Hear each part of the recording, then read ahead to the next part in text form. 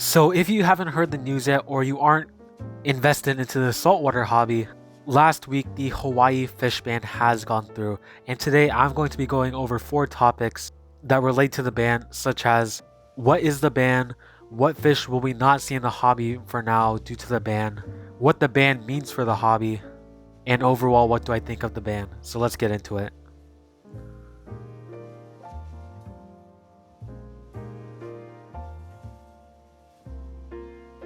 So, what is the Hawaiian fish ban?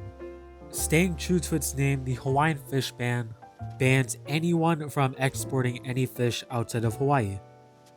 And you might be asking, what caused this ban?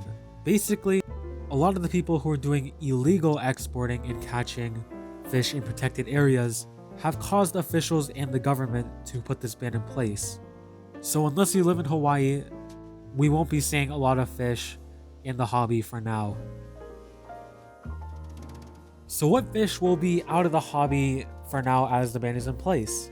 The ones that came to my mind were wild-caught yellow tangs, of course, some trigger species, some grouper species, and I think one of the most significant ones out of this ban is the dwarf golden moray. So there goes my dream and a lot of other people's dreams of keeping them for now.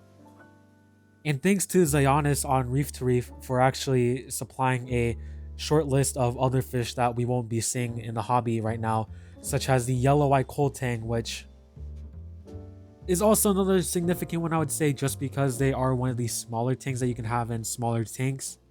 There's also the potter's angel, which is already captive bred, but not to a significant number. Yellow tangs, of course, are also captive bred, but also not to a very high number. Potter's leopard wrasse, lemon butterfly fish, crosshatch triggerfish, Hawaiian masked swallowtails, which are also another significant one, I would say, just because they are in that kind of small group of reef-safe angelfish. There's the banded angelfish, which those were already really rare in the first place. Hawaiian cleaner wrasse, fantail filofish, and the Christmas or ornate wrasse are just some of the few that we won't be seeing for now. Now, this doesn't exactly mean we won't be seeing them forever. They still might export some of these fish to places such as Biota or ORA to help captive breed these fish so that we can get a captive bred supply chain going, but for now it doesn't look very likely. So what does this mean for the hobby? Well, as I mentioned in the last category, through some of the fish that we won't be seeing, a significant part of the fish that you do see now will not be seen for now in stores or online. And what this means for captive bred specimens such as the yellow tang, prices have skyrocketed all the way up. You could usually find a captive bred yellow tang for about $80 to $120 before, but now due to the Hawaii ban, they have gone up to about $200 average, which is just insane. So if you're looking to have a school of yellow tangs, it's going to cost you a lot more money than it did in the past.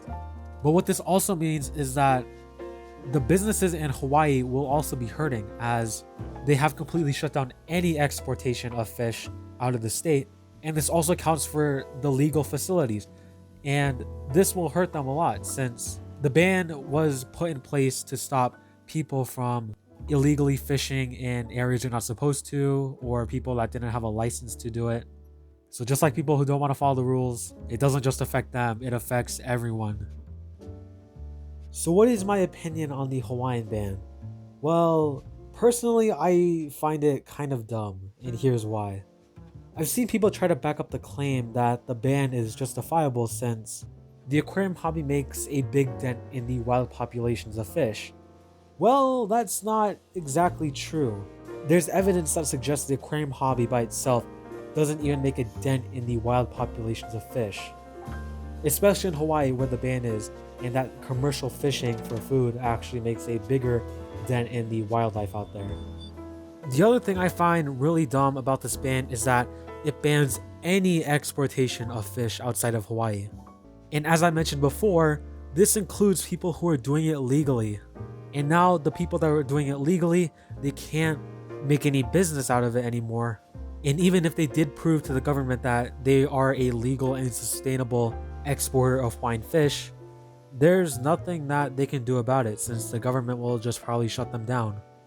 So while it is kind of good that we aren't taking from the ocean necessarily, since some fish just don't acclimate very well to captive environments. I don't like the Hawaiian ban, and a lot of other hobbyists also don't like it. And this just hurts the hobby overall, in my opinion, since as I mentioned before, the exporters who were legal and sustainable are now pretty much out of jobs since they can't export any fish. And the captive bred Hawaiian fish, such as the yellow tang, are more expensive than they ever were now, which, thanks to the people who are doing it illegally and the illegal fishermen, the hobby just took a big punch in the gut due to, once again, people who wanted to cheat the system. And you can disagree with me about this, that's totally fine. People have their different opinions, but this video was just kind of explaining on kind of what the ban is and what it's about, what kind of fish we won't be seeing for a while now, and just my thoughts on the whole situation. So we can discuss in the comments about your thoughts and opinions on this situation as well. And if you did like the video, please consider subscribing, hitting the like button, and sharing the video around. And should I do more of these videos where I kind of dive into these kind of controversial topics? Let me know down below. And my name is Northwest Fish Keeping, and I'll see everyone later this week.